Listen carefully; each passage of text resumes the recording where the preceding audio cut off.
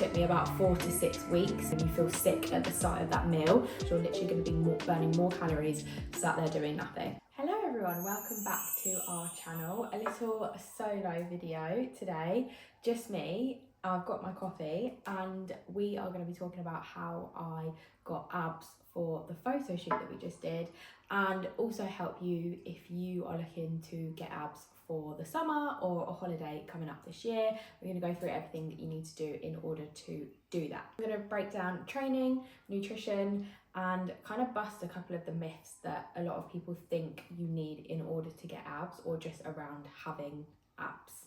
So this was me at our photo shoot, looking pretty lean.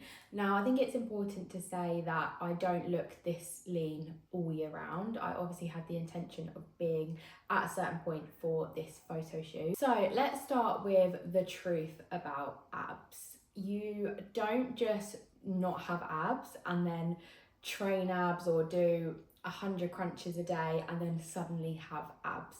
Everyone has abs. They are literally a muscle that every single person has, and the way to actually see your abs is to have a lower body fat percentage. You have to be doing the 3 main things that I'm going to be going through with you today, and you have to be able to do them consistently. In terms of timeline of actually getting them, it all depends on your starting point. So the amount of body fat that you actually need to lose in order to reveal your abs. So the more body fat you have, the longer it is going to take to lose that. For me, before my photo shoot, I was in a pretty good shape anyway, so it didn't take me long. It took me about 4 to 6 weeks in order to get this lean. Let's go through nutrition then. So, as we know, in order to lose body fat, you must be in a calorie deficit, and that means eating less food than you are burning. So what you need to do is find out what your maintenance calories are, and you can do that online.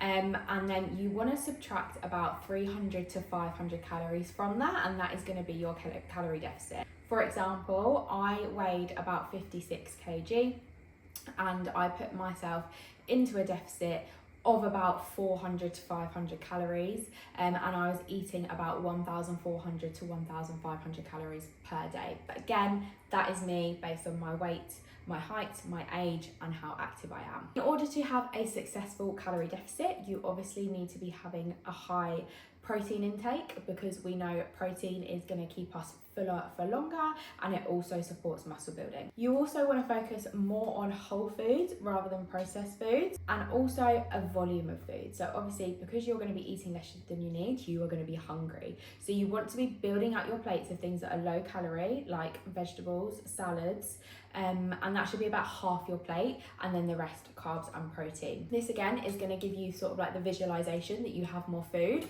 It is going to be a lot of food because you're having a high amount of things that are low calorie that you can consume, so that is going to keep you full. It's going to make you feel like you've had a big meal, and the bigger those meals are full of these volume foods, the less likely you're going to want to be snacking in between and obviously going over your calorie deficit.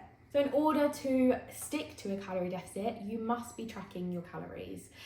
Now, this isn't a long-term thing. You are not going to be tracking calories for ages. And if you get this calorie deficit right, then you are only going to need to be doing it, again, depending on your starting point, but minimum sort of 10 to 12 weeks. If we're trying to stick to a deficit, we must be mindful of how many calories we're consuming. And if we're just guessing, then we are most likely not going to be within that calorie deficit.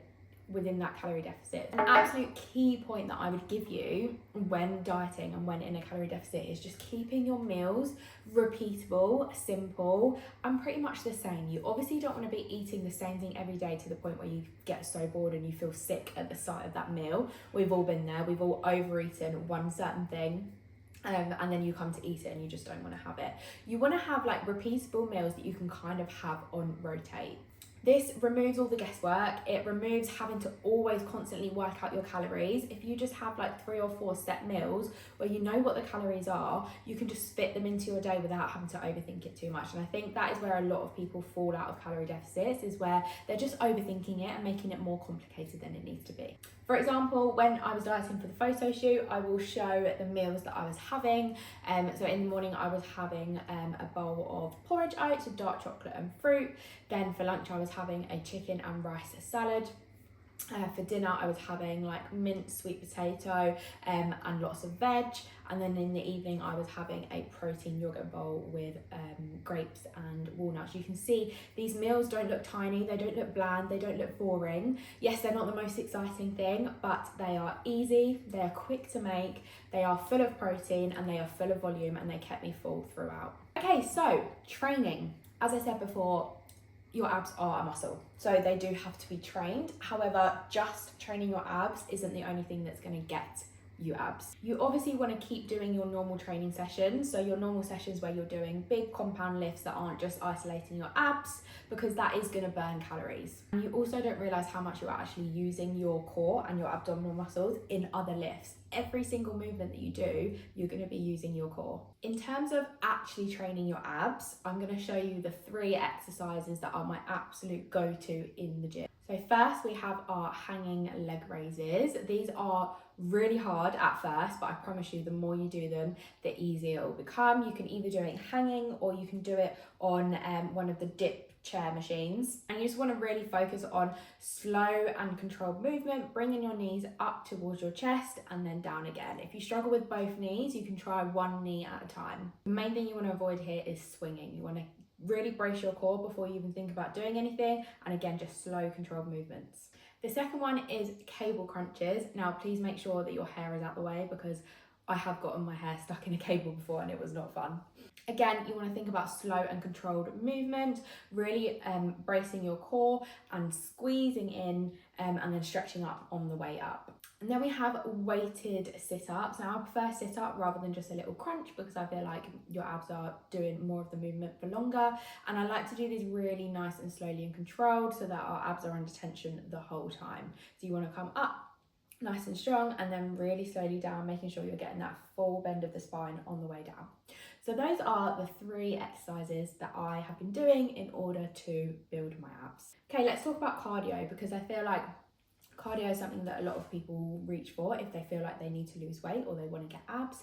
And yes, cardio is great, but it shouldn't be relied on. Remember that the more muscle you have, the more calories you're going to burn at rest, which is going to make fat loss and dieting so much easier, because you're literally going to be burning more calories sat there doing nothing. So weight training is the main thing we want to do here, but we do also want to use cardio as a tool if we have a specific timeline that we're trying to lose body fat in or get abs. So you want to be hitting a step goal every day. And for me, I was hitting 12 to 13,000 steps during my cut up to our photo shoot. Again, that's only my target and that's what I went for. It's not exactly what you have to, but I would really make sure that you do have a goal that you're sticking to every day and that you're actually ensuring you're meeting that goal by using your phone, tracking your steps, or a watch. This is obviously going to help burn calories, and it's such a simple way to get a little bit of light cardio in. In terms of more intense cardio, again, it will really help. So I would recommend every time you go to the gym doing a little bit of cardio after your weighted session. So whether that's an uphill treadmill walk, on the cross trainer, on the Stairmaster, or on the bike. And when we say intense cardio, you actually want to make sure that you're breaking a sweat and you're actually getting that heart rate up. And I would say sort of 20 to 30 minutes at the end of your weighted session. Okay, I'm going to give you a little bit of a reality check here, and I'm going to be a little bit harsh. If you want abs and you want to get your body to a certain place, you do need to be consistent over time. Again, I'm talking minimum 10 to 12 weeks. This does mean you are going to have to be disciplined with food. You're going to have to be eating foods that are going to get you to your calories, and that does mean cutting out certain foods that maybe you would have had before. Again, this isn't long term, it's just for that short term to get to the place where you want to be. You are going to have to make sacrifices. So whether that's not eating out, saying no to social plans, again, it's just for that short period of time. And also think about how much money you're going to save on not going out for dinner, going on nights out, getting takeaways. I do think the short-term sacrifice for the long-term gain is so much more worth it, because once you get yourself to a place that you're really happy with, you can then just think about maintaining it, and then you're never going to have to really do that dieting phase again if you successfully maintain it.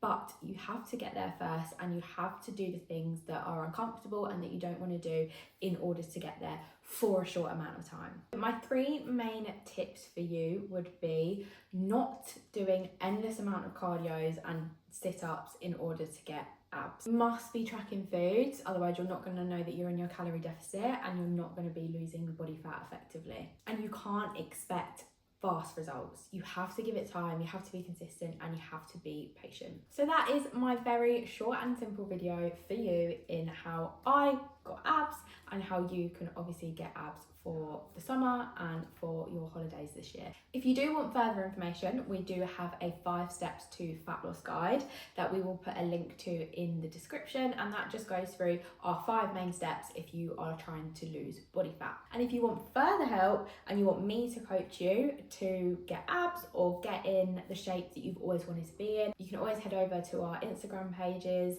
DM us, and yeah, we'll be in touch to help you. So thank you very much for watching, guys, and we will see you in the next